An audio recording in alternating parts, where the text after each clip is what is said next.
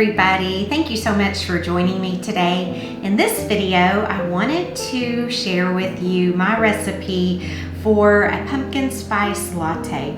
And I don't know about you, but I am really feeling fall this year more than ever. Maybe it's because we've had some cold weather in Texas, or last week we had all those winds that made the leaves fall out of the trees. I've even seen colored leaves. I hate to say we're having some fall color, but for Texas, we are. So I have my candle lit, I have some music going, and now I would like a pumpkin spice latte. And you know, this year we're obviously having some issues getting everything we want. Maybe it's not this year, maybe it's every year at this time, but I was looking for some pumpkin spice syrup and I couldn't get it. So I ended up getting pumpkin pie syrup, which they did have in stock. So this is the Torani brand. There's also a Monin brand that I'm familiar with. So those are two that you can readily pick up, generally either on their website or on Amazon, which makes it easy. So this is what I'm using today because this is what I have. Now I do want to let you know that I love a good pumpkin spice latte from Starbucks, but I do find it a little too sweet. So I'm gonna give you what I'm making at home, and then you can add a little of this or that to get it perfect for you. So first I am gonna start with my milk, and there's Archie keeping the roadway clear of all 18-wheelers. You know, Archie could be the reason for the issues moving freight, because maybe the 18-wheeler folks are afraid of him. I don't know. Okay, so I am going to put whatever milk you have. I'm using 2% milk today. You can use oat latte, you can use almond milk, you can use whatever you have. And then my other thing to mention is I do not have a milk steamer. I only have a milk frother. So I will be using that. Of course, that makes the milk cold instead of warm. So I'm a big believer in use what you have. If I'm worried about having cold milk in my coffee, then I can definitely zap it in the microwave or heat it on the stove before I froth it. Either one of those I would do before I frothed it. So I am actually going to put, I think I put more than I needed. I would do a little less than 1/4 of a cup. I'm using, I believe this is a 12 ounce, so I will double check and put it below. Yeah, okay, so I'm gonna put that into my mug and get my handy dandy little frothing wand.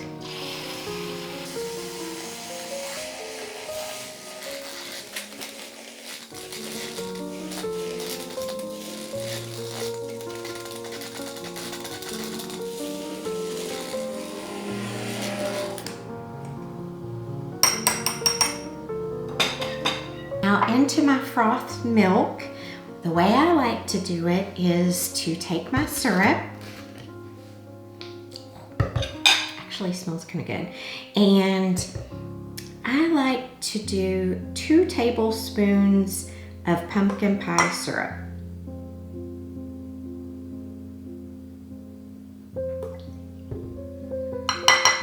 Now, if you like it sweeter, obviously, not only is this flavoring, but it's also got the sugar in it. So you're gonna wanna try maybe 2.5 tablespoons or 3, or you may even wanna go up to 4, and I am not judging, trust me. Then earlier, just to get my perfect taste, I did try it with a little bit of vanilla, a 4th teaspoon of vanilla, but I really didn't care for it that much because I was looking for something a little more fallish, a little more spice centered, I guess is what I'm trying to say. So I tried it with pumpkin pie spice. A 4th teaspoon of that is what I tried. Actually more like an 1/8. And again, what I found was my perfect was just good old-fashioned ground cinnamon, and I'm gonna say I'm doing an 8. It might be a little scant 1/8, just like my milk was supposed to be scant of a 1/4. And then you want to take your hot coffee and just fill your glass. Ooh, and I might have filled it a little bit too much, but that's okay. Stir it up. Archie. And I can't vigorously stir since I overfilled it. But I do want to give it a taste. Now, I probably will have a cinnamon mustache, so no laughing at me. If you really want to go for that coffee house experience with your latte, you can put some whipped cream on top and another dash of cinnamon. But let me give it a try.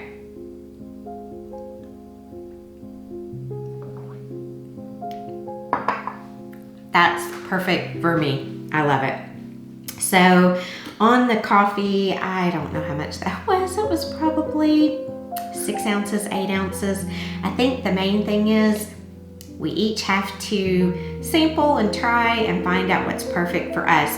But my main purpose was to give you some options, but also tell you if you were in the same boat that I was in and couldn't find the pumpkin spice syrup, go ahead and try the pumpkin pie. You can make it work for you.